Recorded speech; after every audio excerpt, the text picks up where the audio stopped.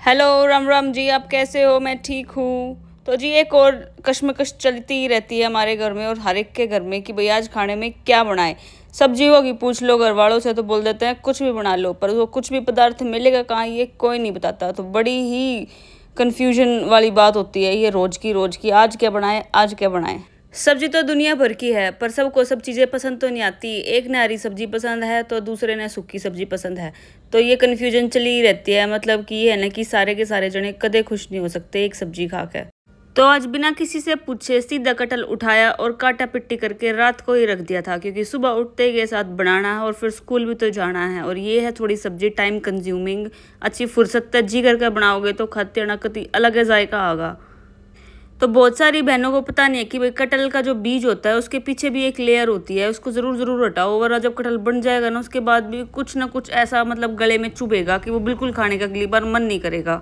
और जो सब्जी मंडी में कटहल काट के देते हैं उसको एक बार ले आने के बाद जब उसको साफ कर रहे होते हो, बीज निकाल कर पीछे का छिलका हटाते हुए, तो साथ के साथ ऊपर की एक लेयर और हटा दिया करो, जिससे कि वो सॉफ्ट बच जाओ और वो मोटा टाइट सा गुद्दा जो है उसका सारा हट जा। क्योंकि वो बनने के बाद थोड़ा और ज़्यादा टाइट होने का डर रहता है, जिससे कि इसको रोटी के साथ तोड़ने में आती है प्रॉब्लम। तो जो कटहल बनाते रहते हैं उनको तो पता ही है कि भाई इसके अलग अलग तरीके हैं बनाने के, और जो नहीं बनाते वो यूँ सोचते हैं पता नहीं कैसा लगेगा, कैसे बनाया और कैसे नहीं, कदे बढ़िया नहीं लगा खराब जा। तो डरने की कोई दिक्कत नहीं है। हर सब्जी को बनाने के 2 से 3 तरीके होते हैं। एक तो इस सब्जी को बनाने का तरीका ये है कि इसको सॉफ्ट करने के लिए आप पहले इसको नमक डाल के पानी में थोड़ा सा डाल के घी और इसको उबालवा दो, मतलब कि लगवा दो इसमें 1-2 सीटी, जिससे कि हो जाएंगे बिल्कुल सॉफ्ट। रोटी से तोड़ने में बिल्कुल परेशानी नहीं आएगी। और दूसरा तरीका है इसको बढ़िया सा साफ वाफ करके रखो और इसको फिर कर दो फ्राई। तो मैंने आज यही करा था कि पहले इसको मैंने फ्राई करा और फिर इसमें लगाया तड़का।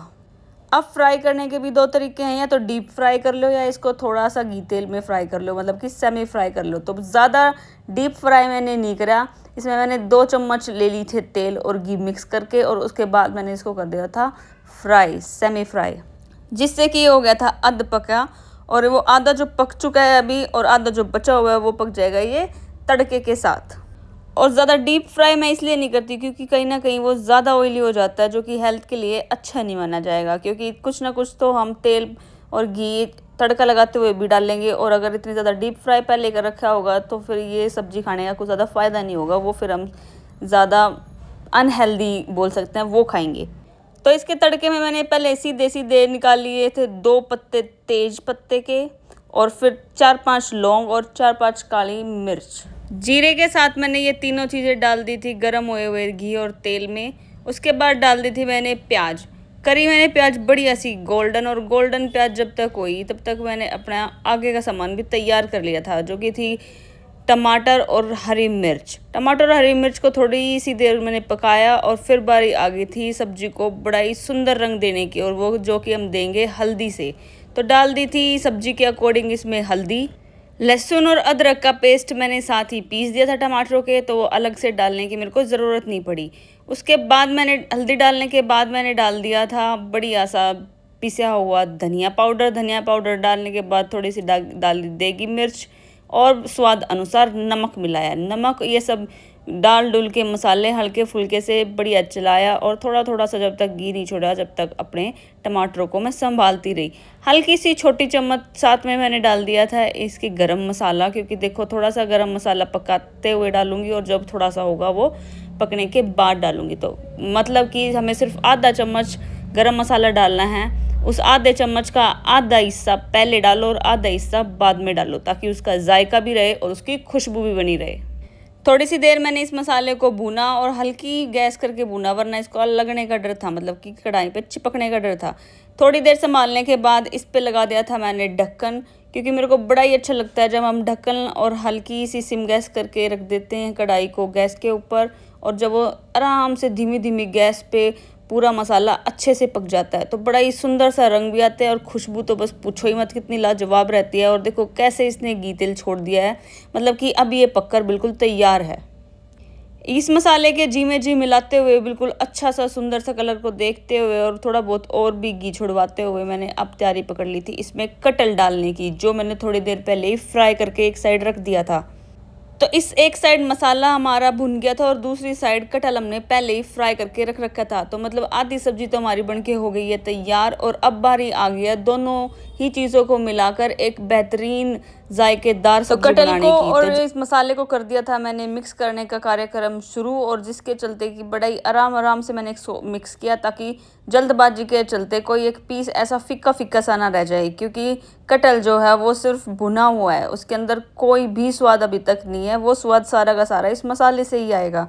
तो जल्दबाजी ना करते हुए बिल्कुल ही आराम से धीरे धीरे से चलाते चलाते इसको बिल्कुल मिक्स करते रहो, क्योंकि सारा स्वाद मसालों का नहीं होता।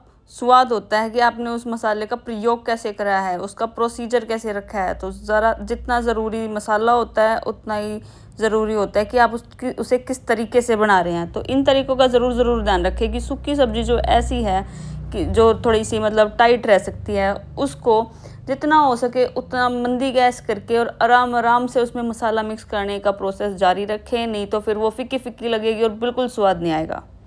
पानी नाम की तो इसमें बूंद तक भी नहीं डलेगी। तो जितना भी है वो पहले जितना फ्राई हुआ है और जितना छोंक में हमने घी पानी तेल डाला है वही काम आएगा यहाँ पे।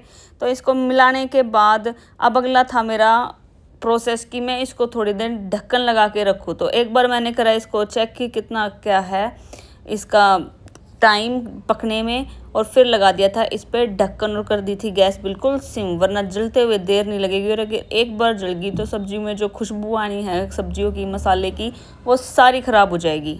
थोड़ी सी देर ढक्कन लगा के रखा और फिर टाइम आ गया था कि एक बार अपनी सब्जी को संभाल लूँ। सब्जी को संभालते हुए देखा कि अगले ही 2 मिनट में एक बार और ढक्कन लगा के रखना है मेरे को, और मेरी सब्जी बनके हो जाएगी तैयार।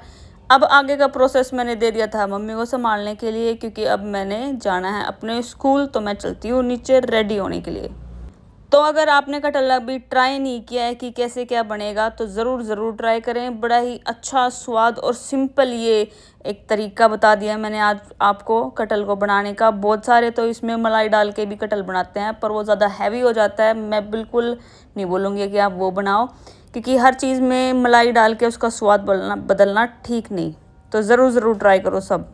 आज के लिए बस इतना ही, मिलते हैं अगले व्लॉग में। जय श्री श्याम सभी को, और अपने घर वालों को कटहल की सब्जी जरूर बना के खिलाएं। अगर आपने पहले नहीं खिलाई है तो बड़ी पसंद आने वाली है सबको।